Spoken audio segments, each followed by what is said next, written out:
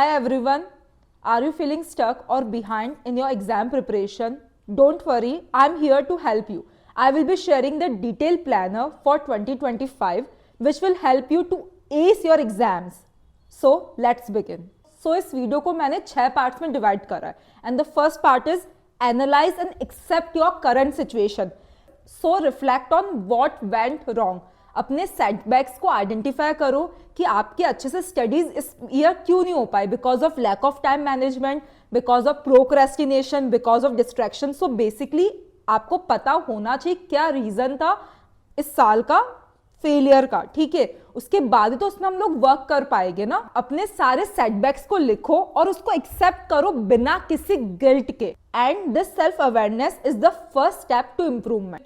Now evaluate your current position कि आपका कितना सिलेबस हो गया और कितना सिलेबस पेंडिंग है. ठीक है, और आपको पूरे सिलेबस को 3 पार्ट्स में डिवाइड करना है, वीक एरियाज, स्ट्रॉन्ग एरियाज और अनटच्ड टॉपिक्स.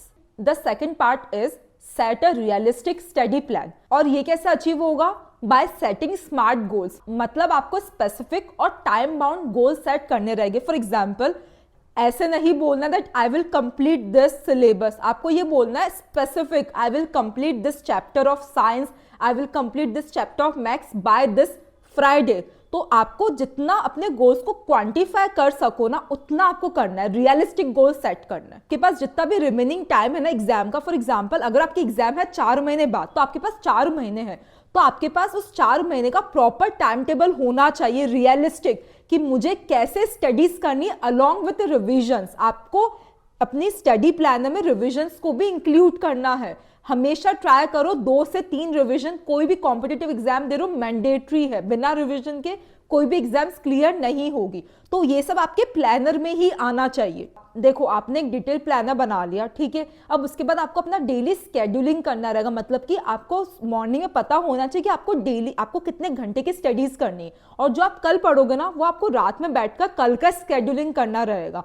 और जो भी आपका टाइम टेबल है उसको वीकली बेसिस पे रिविजिट करो, बिकॉज ऑब्वियसली मैंने एक वीक का टाइम टेबल बनाया, उसमें से काफी चीजें हैं जो मेरी अचीव नहीं होगी, तो मुझे हर वीकली बेसिस पे बैठकर अपना टाइम टेबल को रिविजिट करना है फॉर द नेक्स्ट वीक. तो इन शॉर्ट आपके पास 4 महीने का प्रॉपर टाइम टेबल होना चाहिए, और उस 4 महीने को आपको डेली, आपके पास डेली टाइम टेबल होना चाहिए, मुझे डेली कितना स्टडीज करना है.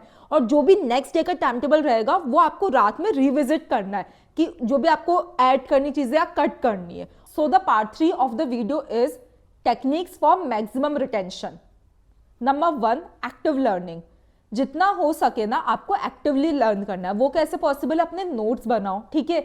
ऐसे याद करो कि आपको किसी और को समझाना हो. जैसे टीचर्स होते, वो हमें कॉन्सेप्ट्स इतना अच्छे से क्यों समझा पाते? बिकॉज उनको उन कॉन्सेप्ट्स की क्लैरिटी होती है. तो आपको भी उस तरीके से पढ़ना है कि आपको अपने फ्रेंड या किसी को वो कॉन्सेप्ट समझाना हो, ठीक है. और हमेशा अपने बुक क्लोज करो और ट्राई करो चीजें याद रखने का. जो हम एग्जामिनेशन हॉल में करते हैं, हम लोग क्या करते हैं, एग्जामिनेशन में तो कोई बुक थोड़ी ना होती, हम लोग चीजें मेमोराइज करते ना.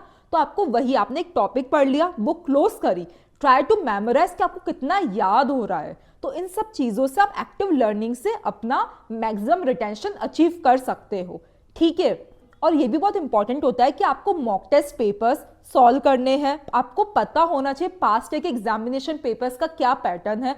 आपको पास्ट एग्जामिनेशन पेपर सॉल्व करना है, ठीक है. आपको मिनिमम 3 रिविजन्स करने हैं. ये याद रखो, एक बार प्लेन रीडिंग से कुछ नहीं होगा. एक बार अच्छे से स्टडीज करो, नोट्स बनाओ, फिर मिनिमम 3 रिविजन करो. जितना ज्यादा आप रिवाइज करोगे उतने कॉन्सेप्ट्स क्लैरिटी आपके पास होगी. बिकॉज एग्जाम्स में कोई भी स्ट्रेट फॉरवर्ड क्वेश्चन नहीं आता है. अनलेस एंड अनटिल हमारे कॉन्सेप्ट्स क्लियर नहीं होगे ना, हम एग्जाम्स में अच्छे से परफॉर्म नहीं कर पाएंगे.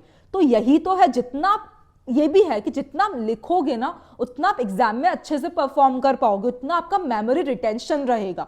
लिखने में फोकस करो, रिवाइज करो, मॉक टेस्ट पेपर सॉल्व करो, पास्ट एग्जामिनेशन पेपर सॉल्व करो. इन सारी टेक्निक से आपका रिटेंशन अच्छा रहेगा और आप एग्जाम में अच्छे से परफॉर्म कर पाओगे.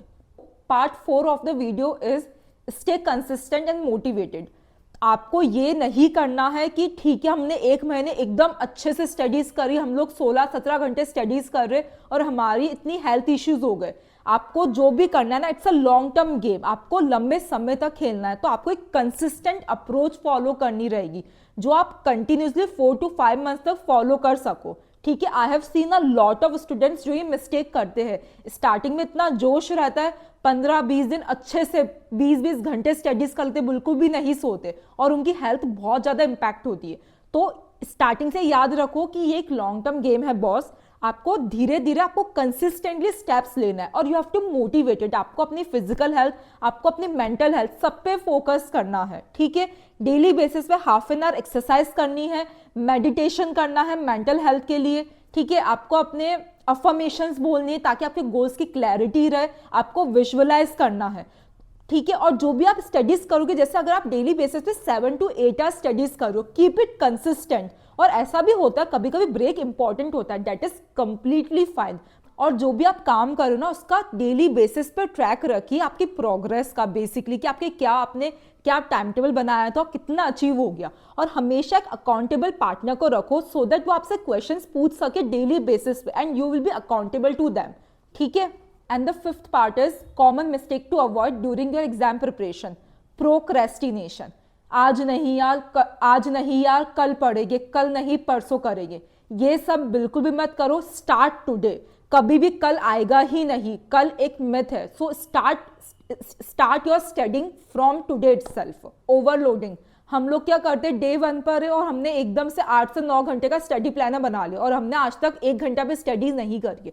तो ऐसा नहीं करना है, आपको खुद को ओवरलोड नहीं करना है। आपको पहले धीरे धीरे टारगेट्स देने, जैसे let's study for 1 hour, let's study for 2 hours. फिर जैसे जैसे वो अचीव होता जाएगा, धीरे धीरे अपने गोल्स को बढ़ाते जाओ। एकदम से आपको 10 घंटे 15 घंटे के टारगेट्स नहीं देने, सब बहुत ज्यादा ओवरबर्डन हो जाओगे। And the next part is ignoring your health. I have seen a lot of students जो एग्जाम प्रेशर के कारण अपनी हेल्थ को इग्नोर करते। वो लोग डेली एक्सरसाइज नहीं करते हैं और अननेसेसरी का प्रेशर लेते।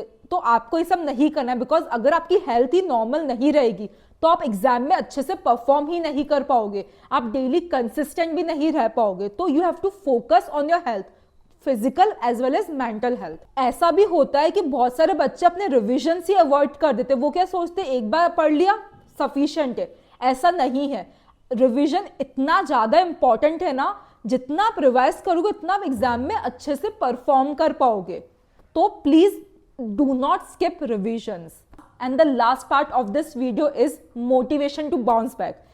ऐसा होता है, हम लोग कभी भी फेल हो जाते हैं, तो फेलियर से सीखो, उससे डरो मत। देखो, मैं आपको मेरा एग्जांपल बताती हूँ। जब मैं सीए फाइनल में फेल हुई थी ना, वो मैं फर्स्ट टाइम फेल हुई थी लाइफ में। ठीक है, तो उस टाइम मैं बहुत डिप्रेस थी। फ्रैंकली मुझे ऐसा लगता था यार सीए छोड़ देनी, नहीं करनी है।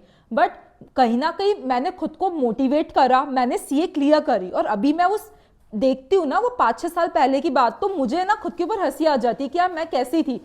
Failure is a stepping stone of your success, वो आपकी सक्सेस का हर्डल नहीं है। तो कभी फेलियर से मत डरो।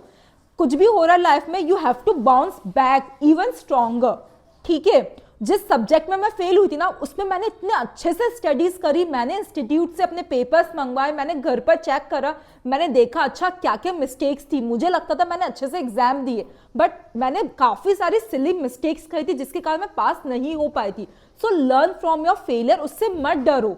That is the only way आप अपनी लाइफ में मोटिवेटेड रहोगे। और आपको अपने गोल्स पता होने चाहिए कि आप ये कॉम्पिटिटिव एग्जाम्स क्यों क्लियर करना चाहते हो। आपको अपने डेली बेसिस पे अपने गोल्स को विजुअलाइज करना है। That is the only way, ताकि आपको पावर मिले। आपको पता है हमें लाइफ में कुछ अचीव करना है, हम लोग कर सकते हैं। फेलियर हमारा कुछ भी नहीं बिगाड़ सकता है। If you follow all these strategies, then trust me, 2025 will be your year of success. Believe in yourself, trust the process, and keep pushing forward. If you found this video helpful, then don't forget to like it, share it, and subscribe to this channel. Comment below your biggest struggle, and I'm here to help you out.